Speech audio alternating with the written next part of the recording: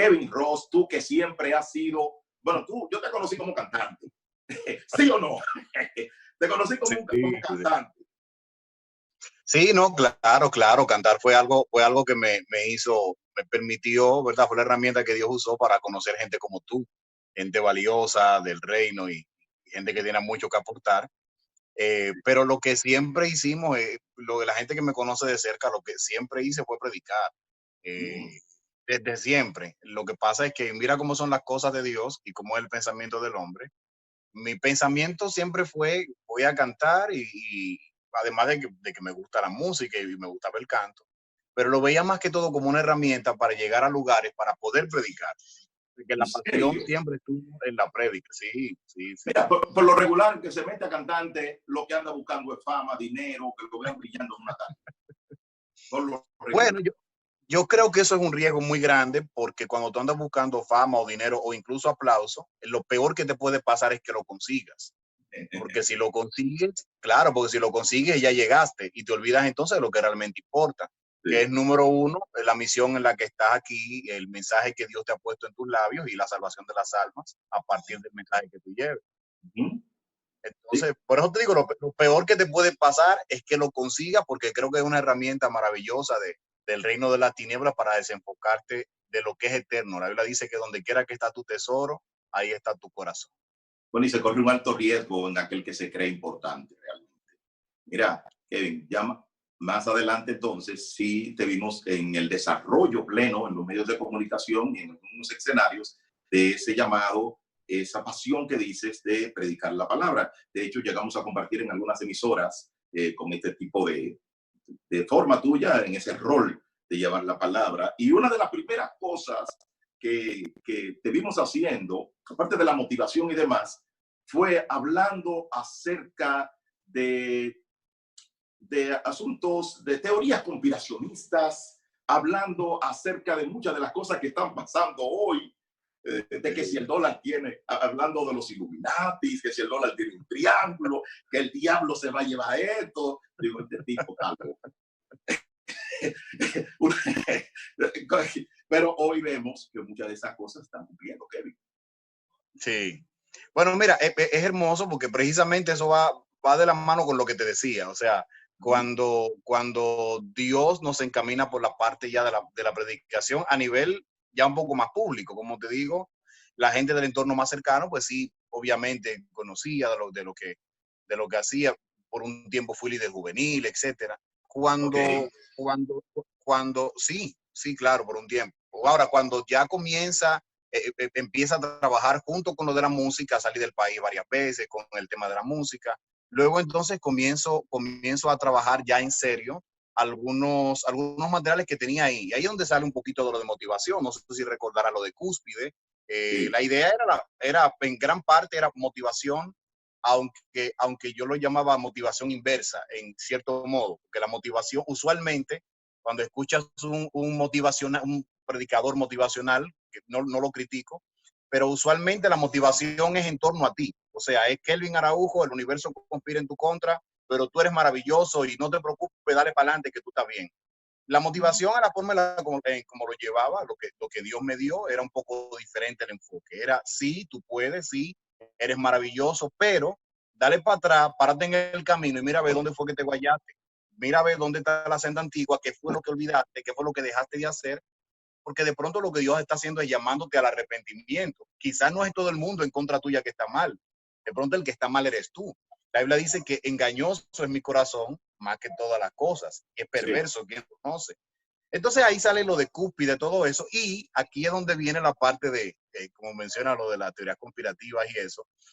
Recuerdo que cuando comencé a hablar de teorías conspirativas, bueno, trataba de separar muy bien y de guardar mucho respeto lo que era información confirmada con lo que eran teorías conspirativas. Yo creo mis cosas, tú sabes, creo algunas cosas que no están confirmadas, eso entra dentro de lo que es el campo de las teorías conspirativas. Ahora, yo lo que sí hacía era que tomaba más que todo lo que sí es noticia confirmada como parte de asuntos de historia, cosas contemporáneas, y lo ponía en contraste con lo que dice la Biblia. Y en aquel momento, pues ya comenzamos a hablar un poquito ahí de lo que tú mencionas, del nuevo orden mundial, y el gobierno del anticristo, que era lo que dividía un poco lo que traíamos a lo que ya había bastante. Por ejemplo, nuevo orden mundial es un tema trilladísimo, o sea, tiene años hablándose. Yo, por ejemplo, debo tener algunos más de 10, 12 años hablando de eso de manera organizada. Sí. Sin embargo, ya el tema existía, pero el componente especial, creo yo, era que mi enfoque, y lo decía incluso en las conferencias, no era el nuevo orden mundial como el nuevo orden mundial, sino como la Biblia, que esto sí es lo que dice la Biblia, habla de un sistema o de un líder, se llama el anticristo para el último tiempo, y cómo el nuevo orden mundial hacía promoción de elementos que la Biblia mencionaba para el último tiempo. Entonces ahí yo le decía a la gente, lo importante, fíjense, para mí no es el nuevo orden mundial, sino que hay una élite poderosa en el mundo que entiende que para resolver los problemas globales es necesario un gobierno de carácter global que traiga al mundo un nuevo orden mundial para facilitar al mundo, y aquí es importante que para facilitar al mundo paz y seguridad. Entonces ahí sí entra lo que dice la Biblia. Entonces ahí ya comienzas a entender que no es el nuevo orden mundial por traer un tema conspirativo, sino, caramba, la gente de élite está diciendo, necesitamos un nuevo orden mundial para garantizar al mundo paz y seguridad. ¿Qué dice la Biblia sobre la paz y la seguridad? La Biblia dice, cuando digan paz y seguridad, entonces vendrá sobre ellos destrucción repentina. Y dice, y usa una figura maravillosa, dice, como los dolores de la mujer encinta, y no escaparán. Eso es parte ya de otro tema, de otra entrevista. Kevin, pero ahora mismo, se puede decir que a lo mejor para llegar a ese orden mundial y a ese líder, a esa organización de naciones, debe primero armarse un caos, un desorden, para entonces poder querer buscar una solución. Porque si todo está bien, no hay por qué buscar ese orden. Esto que está pasando actualmente con el COVID-19, el famoso coronavirus, puede ser parte de ese engranaje que se tiene tiempo armando, mano. Bueno, te voy a decir, te digo que sí y que no. Y te voy a dar la razón en lo que tú acabas de decir. Pero tú, ¿qué has pensado? ¿Qué tú has pensado? Más o menos. No, voy para allá, voy a caer en lo del COVID y en qué tiene que ver eso, por lo menos con la forma en la que podemos interpretar el panorama, ¿verdad?, profético, y en qué nos ocupa eso ahora mismo. Fíjate. Lo primero es entender lo siguiente. Vámonos al punto de la paz y seguridad. Todo esto para caer en el COVID. Paz y seguridad es lo que la Biblia promete como algo que marca un tiempo, diciendo este es el tiempo postrero. Prepárense, que esto es lo que viene. La pregunta es entonces, si eso es tan importante, fíjate que te acabo de hablar de que hay un enlace entre paz y seguridad y nuevo orden mundial. La pregunta es, ¿cuándo van a decir paz y seguridad? Eso es lo primero que tenemos nosotros como creyentes que plantearnos. ¿Cuándo van a decir eso? Porque eso indica que estamos en el tiempo, ¿verdad? Bien. Sí, exacto. Lo primero es, bueno, mira, vamos a entender primero entonces lo siguiente. Estamos en una generación que nosotros, los que venimos de la generación de principios de los 80, finales de los 70, muchos quizás de nosotros, 77, 78, 80, etcétera. Nosotros vivimos en una generación que ha crecido en un nivel de comodidad maravilloso. O sea, nosotros no conocemos las crisis que el mundo vivió en el siglo XX. El siglo XX es un siglo muy interesante, que el 20 va a decir por qué. Y abro un paréntesis. La Biblia dice que entre las cosas que el profeta Daniel, que tiene que ver bastante con escatología, final de los tiempos, hay una parte donde a Daniel le dicen, sella las palabras de este libro, no escriba nada, esto no lo diga. ¿Por qué? Porque esto no es para ahora, esto es para el tiempo del fin y la ciencia se aumentará, o sea, el conocimiento se aumentará. En otras palabras, es lo que interpreto. Muchas de las cosas que están en este libro harán sentido para el que vive en ese tiempo. Hablemos del aumento de la ciencia. En el siglo XX es cuando nosotros tenemos un avance tal que llegamos a la luna y que vamos al universo y todas las cosas que tenemos ahora en día. Estoy hablando de que a partir de que se conoce la agricultura moderna hasta el año 1900, el transporte era en barco y la gente todavía se transportaba en animales de pueblo en pueblo. O sea, te estoy hablando, Kelvin, de miles de años en donde la humanidad se concibió a sí misma de una forma más o menos sin cambios a grandes escalas. No sé si me doy a entender. O sea, te estoy hablando de miles de años en donde todavía el mundo los cambios eran muy lentos.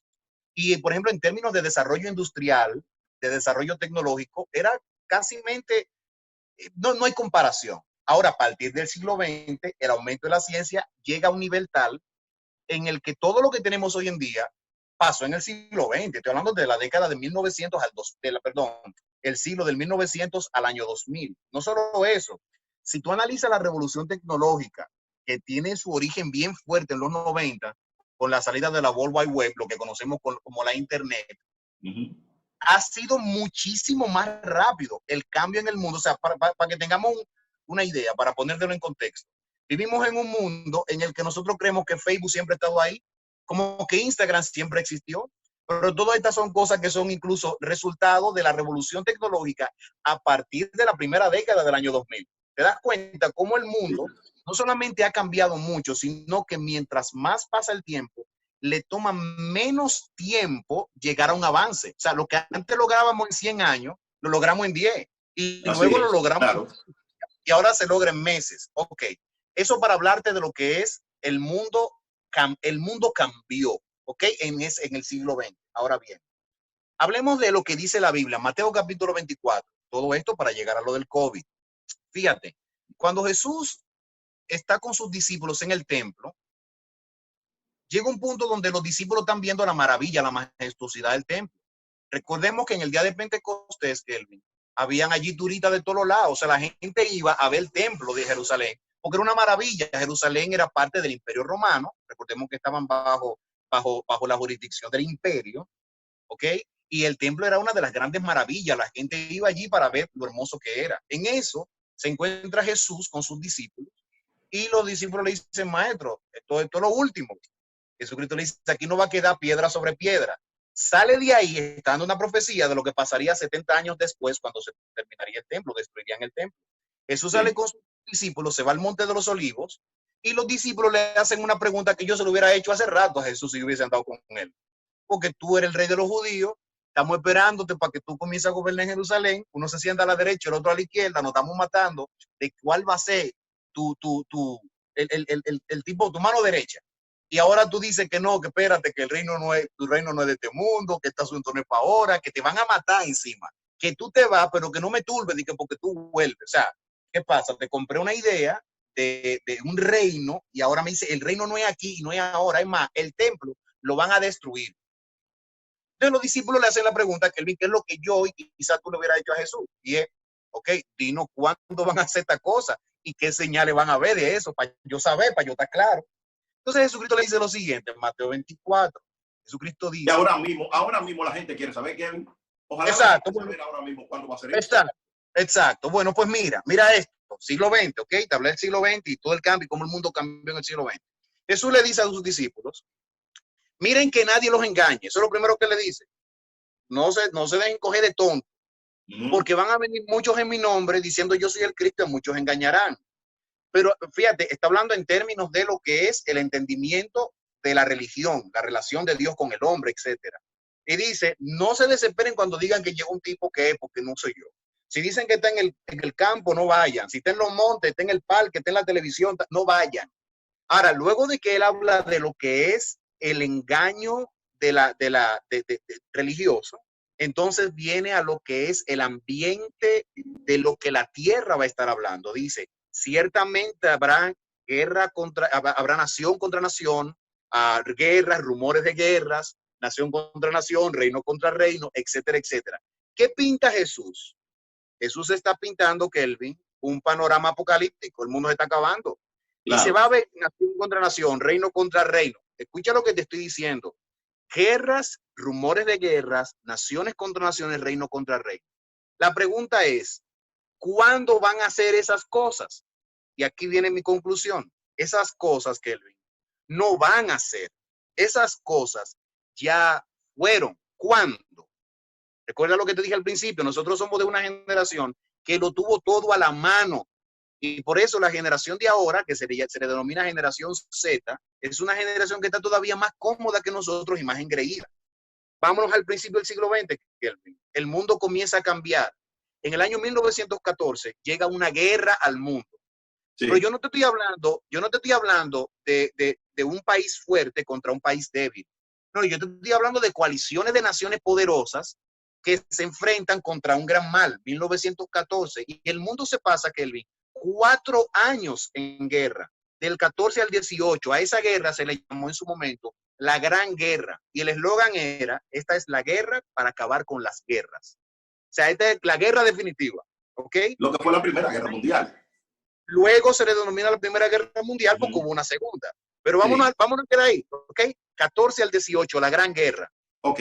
Termina la Primera Guerra Mundial, 1918, que dejó millones y millones de muertos en el mundo. O sea, ahora mismo el COVID-19 no tiene todavía 1 millón de fallecidos y el mundo se está acabando.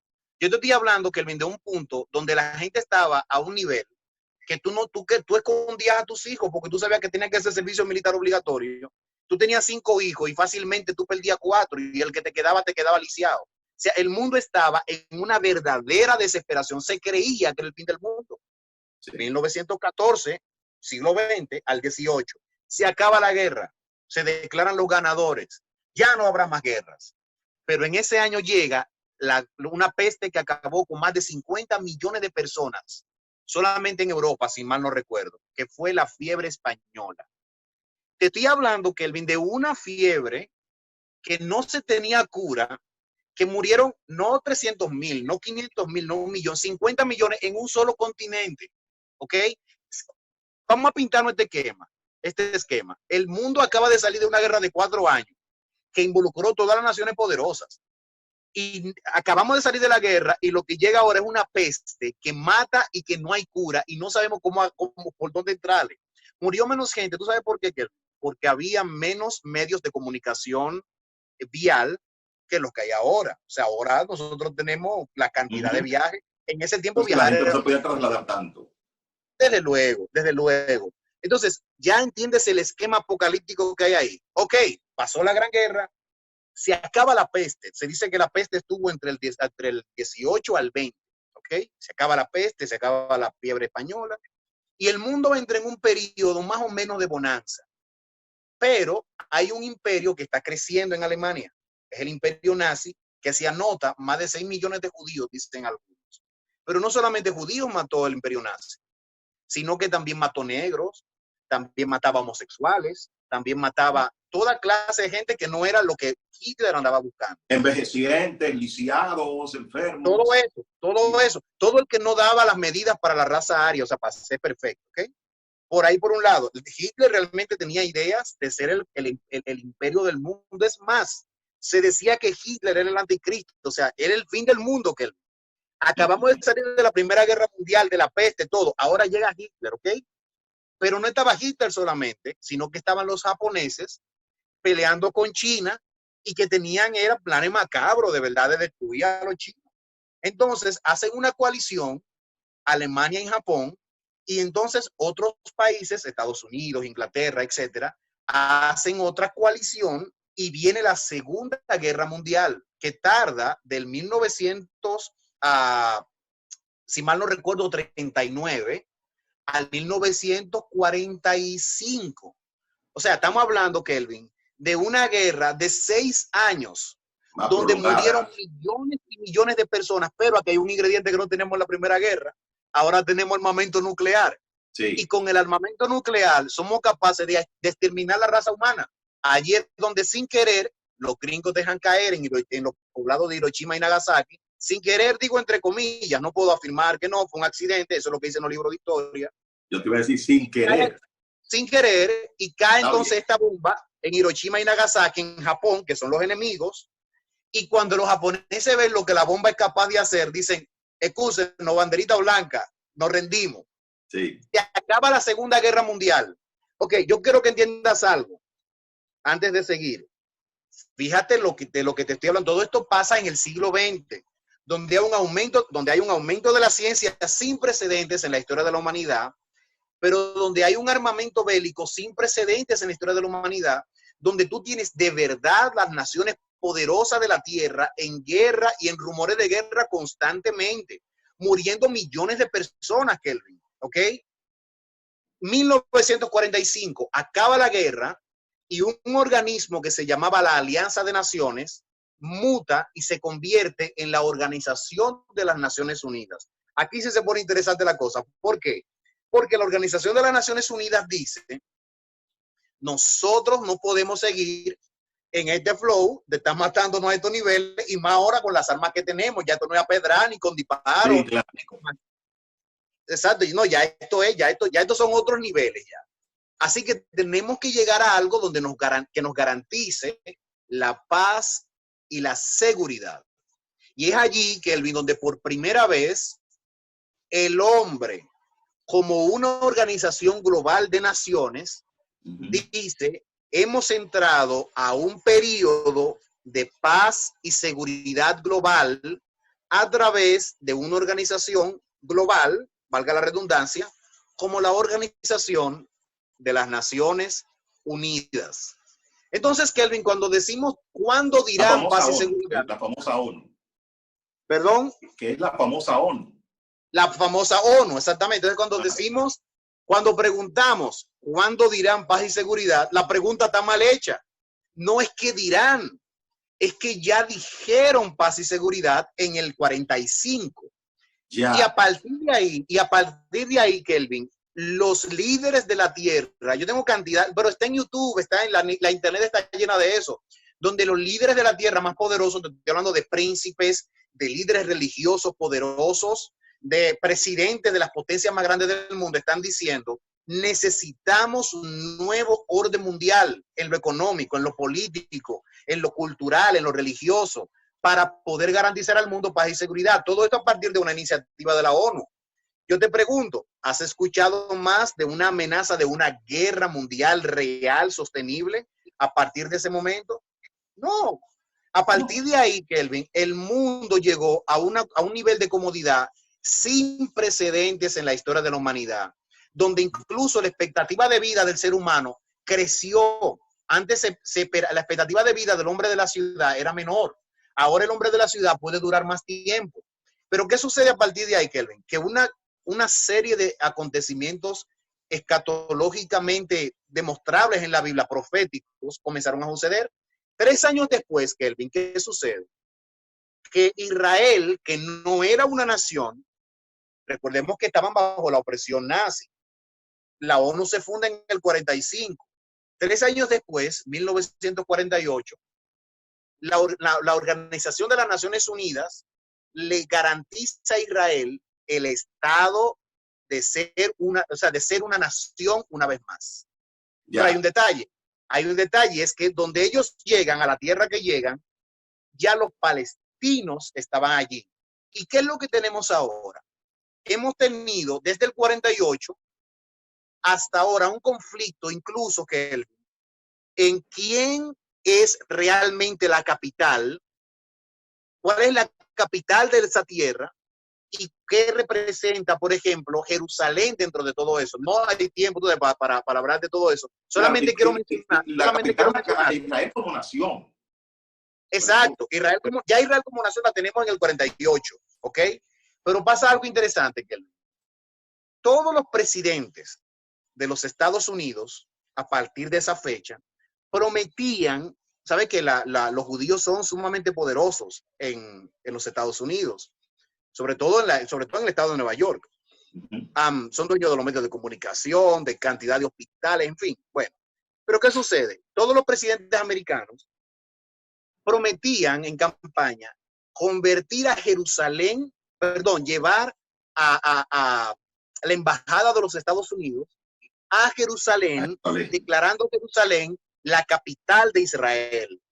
Pero una vez que subían y llegaban a la oficina, nadie quería meterse en el show de verdad, y lo que hacían era que firmaban un waiver, o sea, como una extensión de 2 años. Y ese relajo lo traen desde ese tiempo, cada 2 años.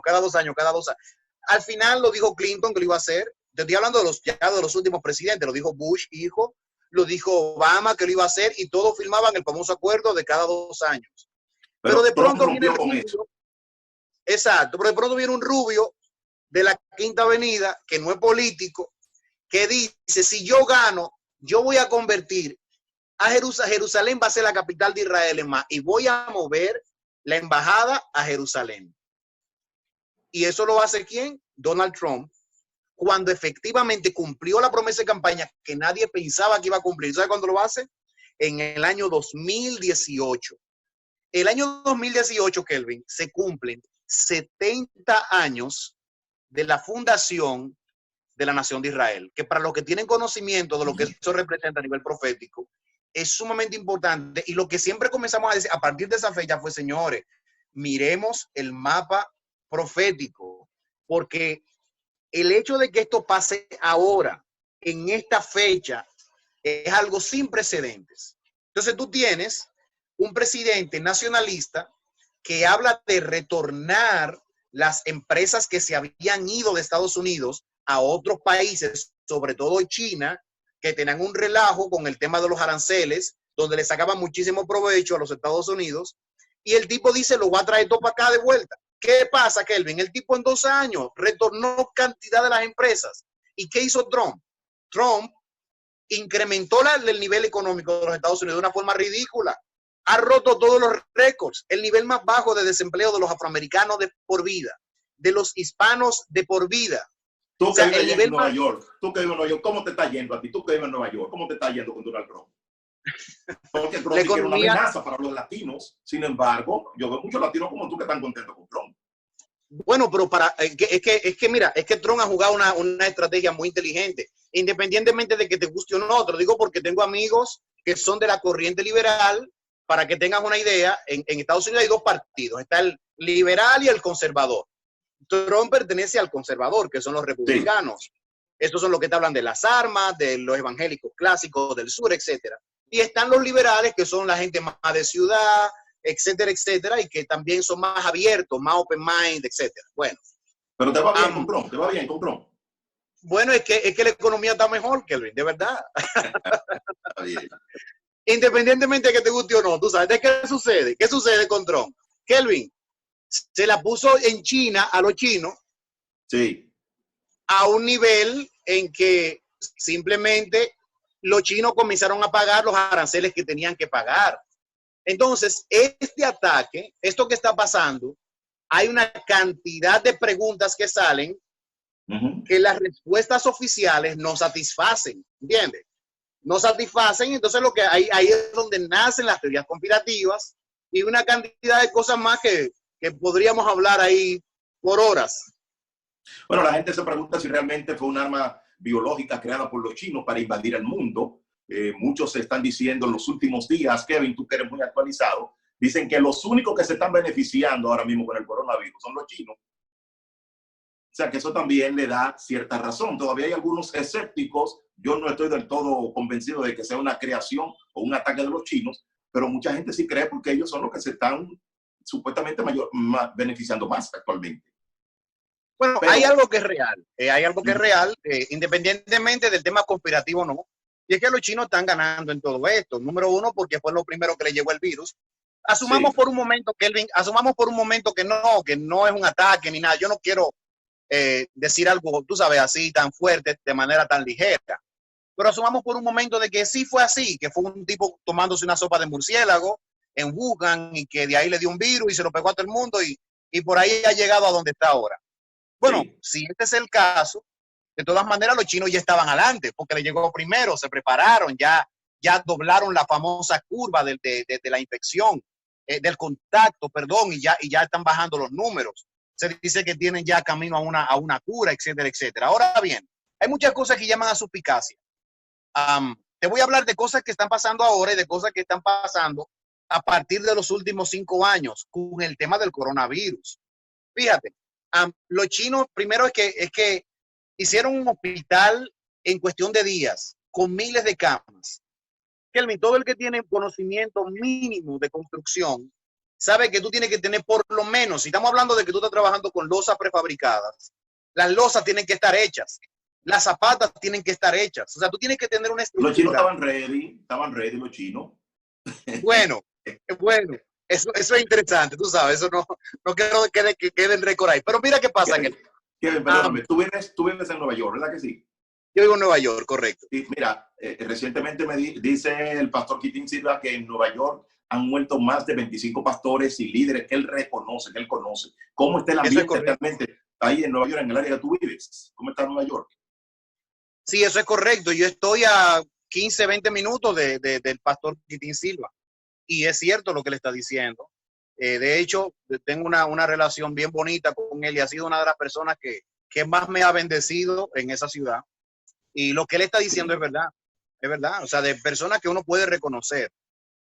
Más de 25. La gente cómo asume la gente de Nueva York que está tan acostumbrada. Nueva York no duerme.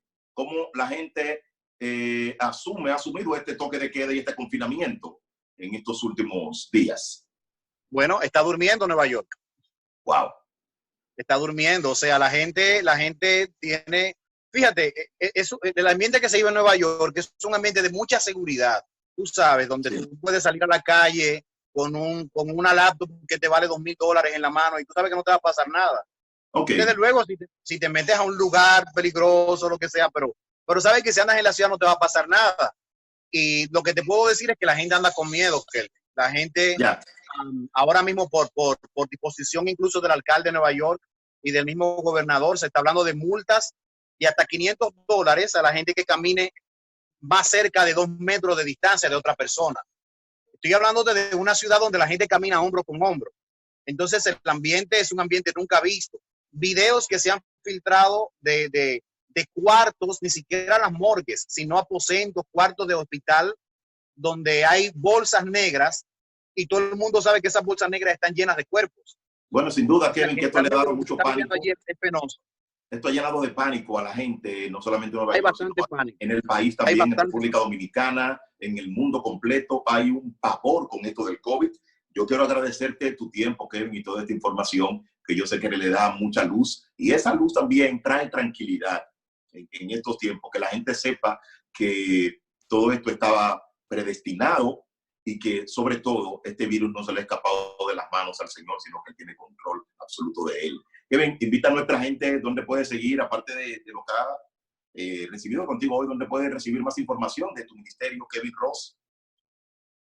Claro, mira, lo último que quiero decirte ya antes de dar ese último dato es que con respecto a esto, es que no es el final.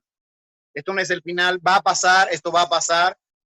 Hace tiempo que venimos hablando de que vendría un gran evento, un evento que como decías al principio, que traiga caos para que el mundo entienda la necesidad de alguien que pueda traer una gran solución.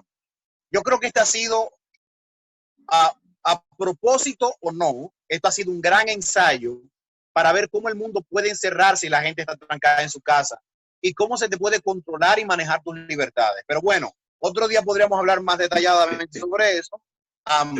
Toda la información está en nuestra página T de tío, O de Orlando, TO Kevin Ross con .com. Me pueden seguir también en mi cuenta de Instagram. Estoy bien activo en Instagram. Me pueden encontrar como Pastor Kevin Ross o me pueden encontrar en mi canal de YouTube. Subimos videos todas las semanas, cada vez que podemos, todas las semanas.